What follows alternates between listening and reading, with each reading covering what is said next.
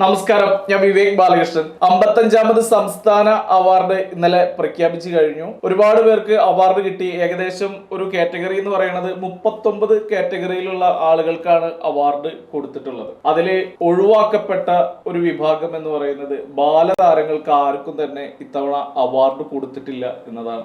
അതിനെ മാളികപ്പുറം എന്ന് പറയുന്ന സിനിമയിലൂടെ ജനമനസ്സുകളിലെ ഇഷ്ടതാരമായിട്ട് മാറിയ ദേവനന്ദക്കുട്ടി പ്രതികരിക്കുകയുണ്ടായി. നിങ്ങൾ കുട്ടികൾക്ക് നേരെ കണ്ണടച്ചോളൂ, പക്ഷെ ഇവിടെ മുഴുവൻ ഇരുട്ടാണ് എന്ന് പറയരുത് എന്നാണ് ദേവനന്ദ അവരുടെ സോഷ്യൽ മീഡിയയിൽ കുറിച്ചത്. തീർച്ചയായിട്ടും ഇതൊരു വലിയ പ്രതികരണം തന്നെയാണ്. ഒപ്പം തന്നെ ആ കുട്ടി എഴുതിയിട്ടുണ്ട്, ഇത് നവമാധ്യമങ്ങളൊക്കെ ചർച്ച ചെയ്യണം എന്നുള്ള ഒരു കാര്യം കൂടി. അപ്പോഴാണ് എനിക്ക് ഇതിനെ കുറിച്ച് ഒന്നും കൂടെ പറയണം എന്നൊരു തോന്നൽ തോന്നിയത്. അല്ലെങ്കിൽ ഞാൻ ഇന്നലെ ഒരു മമ്മൂക്കയുടെ ഒരു പോസ്റ്റ് ഇട്ടിട്ടുണ്ടായിരുന്നു, അതോടുകൂടി ഈ ഒരു സബ്ജക്ട് അവസാനിപ്പിക്കാന്ന് വിചാരിച്ചതാണ്. തീർച്ചയായിട്ടും ബാലതാരങ്ങളെ ഒട്ടും തന്നെ അവഗണിക്കാൻ പാടില്ലാത്തതാണ്. അതിൽ ജൂറി പറഞ്ഞത് ഇവിടെ കുട്ടികളുടെ കാര്യത്തിൽ കുറെ കൂടെ ശ്രദ്ധ ചെലുത്തണം, ക്രിയേറ്റിവിറ്റി ആയിട്ട് കുറച്ചുകൂടെ കാര്യങ്ങൾ ചെയ്യണം എന്നൊക്കെയാണ് സജി ചെറിയാൻ ജൂറി പറഞ്ഞു എന്ന് പറഞ്ഞത്. അതുപോലെ തന്നെ ഈ പറയുന്ന പ്രകാശ് രാജിന്റെ ഒരു പ്രതികരണം ആ രീതിയിലായിരുന്നു. കുട്ടികളുടെ ഒരു സിനിമയെ കുറിച്ച് കൂടുതൽ ആലോചിക്കേണ്ടതുണ്ട്, അത് കുറെ കൂടി ഡെവലപ്പ് ആവേണ്ടതുണ്ട് എന്നൊക്കെയാണ്. എന്നാൽ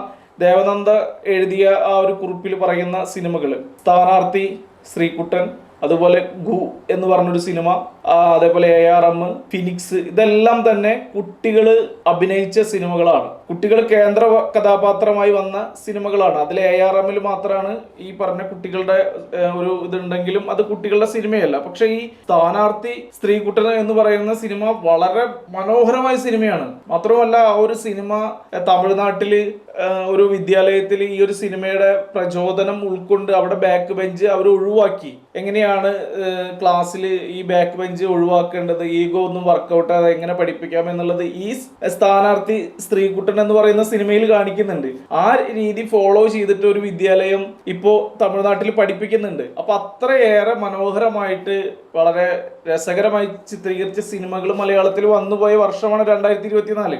ആ സമയത്താണ് ജൂറി അതിനെ കാലുകൊണ്ട് തട്ടി മാറ്റി. ഇവിടെ ഒന്നും ഇല്ല, ഇവിടൊക്കെ എന്താ പറയാ, ഇനിയും വരാനിരിക്കണം, ആലോചിക്കേണ്ടതുണ്ട് എന്നൊക്കെ പറയുമ്പോൾ ഇവര് ഏത് രീതിയിൽ ആലോചിക്കണം എന്നാണ് പറയുന്നത് എന്ന് മനസ്സിലാവുന്നില്ല. എനിക്ക് മനസ്സിലായത് പ്രകാശ് രാജിന്റെ ഒരു കാഴ്ചപ്പാടിൽ ചിലപ്പോ ഒരു പട്ടിണി കിടന്ന ഒരു കുട്ടി അവന് ഭക്ഷണം കഴിക്കാൻ വേണ്ടി കഞ്ചാവ് വിൽക്കുന്നതും ലഹരി വിൽക്കുന്നതും, അങ്ങനെ ലഹരി വിൽക്കാൻ സാധിക്കാതെ വന്നിട്ട് ആ ലഹരി അവൻ തന്നെ സ്വയം വലിച്ച് അവന്റെ ബാല്യം നശിപ്പിക്കുകയും പിന്നീട് ആരൊക്കെ വന്നവനെ രക്ഷിക്കുകയും ഒക്കെ ചെയ്യുന്ന കഥയായിരിക്കും ചിലപ്പോ ഈ പറയുന്ന ജൂറി അംഗങ്ങളും പ്രകാശ് രാജും സജി ചെറിയാനൊക്കെ വിചാരിച്ചിട്ടുണ്ടാവുക. അല്ലെങ്കിൽ ഈ ഒരു സിനിമയ്ക്ക് എന്തെങ്കിലും ഒരു പരാമർശം കൊടുക്കേണ്ടതായിരുന്നു. നല്ല പിള്ളേര്, എല്ലാവരും സൂപ്പറായിട്ട് അഭിനയിക്കുന്ന പിള്ളേരാണ് ഈ സിനിമയിലൊക്കെ ഉണ്ടായിരുന്നത്. ഈ ഗു എന്ന് പറയുന്ന സിനിമയിൽ ദേവനന്ദ അഭിനയിച്ച ഒരു സിനിമയും കൂടിയാണ്, അതും നല്ല സിനിമയാണ്. അപ്പൊ ഇത്രയും സിനിമകൾ വരുമ്പോ ഇവര് ഇത്തരത്തിലുള്ള ഡയലോഗ് പറയുന്നത് എന്തിനാന്ന് മനസ്സിലാവുന്നില്ല. അതുപോലെ തന്നെ ഈ മാളികപ്പുറം സിനിമ ഇറങ്ങിയ സമയത്ത്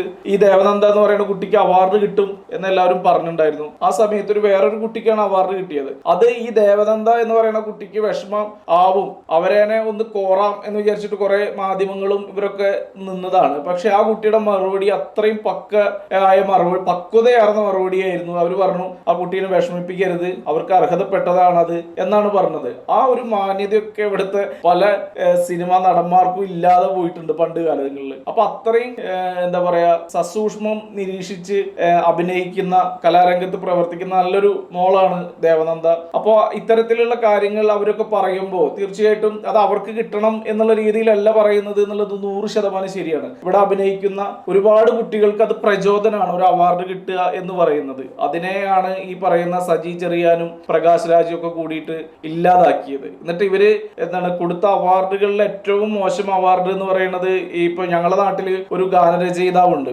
യൂസഫ് അലി കേച്ചേരി എന്നാണ് അദ്ദേഹത്തിന്റെ പേര്. അദ്ദേഹം മരിച്ചു പോയതൊക്കെ എത്ര നന്നായി എന്ന് തോന്നുന്നു ഇപ്പോ. അല്ലെങ്കിൽ അവരൊക്കെ ജീവിച്ചിരിക്കുമ്പോൾ അവർക്ക് കിട്ടുന്ന ഒരു എന്താ പറയാ മുഖത്തടിയാണ് ഈ മാതിരി ഈ വേടനൊക്കെ കൊടുത്ത അവാർഡ് എന്ന് പറയുന്നത്. അപ്പൊ ആ രീതിയിലേക്കാണ് പ്രകാശ് രാജിന്റെ ഒക്കെ ഒരു ചിന്താഗതി പോയിട്ടുള്ളത് എന്ന് നമുക്ക് ഇതിനകത്ത് മനസ്സിലാക്കാം. അപ്പൊ ആ രീതിയിൽ ചിന്തിക്കുകയാണെങ്കിൽ ഈ പറഞ്ഞ കഥകൾ അതിനകത്ത് വന്നില്ല.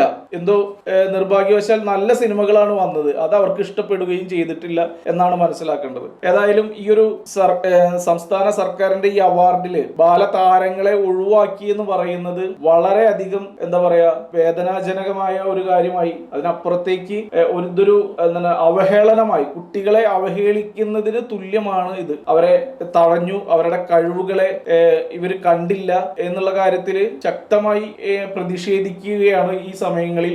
ഏതായാലും വരും കാലങ്ങളിൽ കുട്ടികളെ കാണാൻ നല്ല മനസ്സുള്ള ജൂറി ചെയർമാൻമാരും നല്ല സാംസ്കാരിക വകുപ്പ് മന്ത്രിയൊക്കെ ഉണ്ടാവട്ടെ എന്ന് പ്രാർത്ഥിക്കുന്നു. ഒപ്പം ദേവനന്ദക്കുട്ടിക്ക് ഇതിനോട് പ്രതികരിക്കാൻ കാണിച്ച ധൈര്യത്തെയും ആ ആത്മവിശ്വാസത്തെയും ആ കഴിവിനെയും അഭിനന്ദിക്കുന്നു. ഇനി വരുന്ന ആളുകളിൽ നല്ല സിനിമകൾ ആ കുട്ടിയിൽ വന്നു ചേരട്ടെ എന്ന് മാത്രം പറഞ്ഞുകൊണ്ട് നിർത്തുന്നു. നന്ദി, നമസ്കാരം.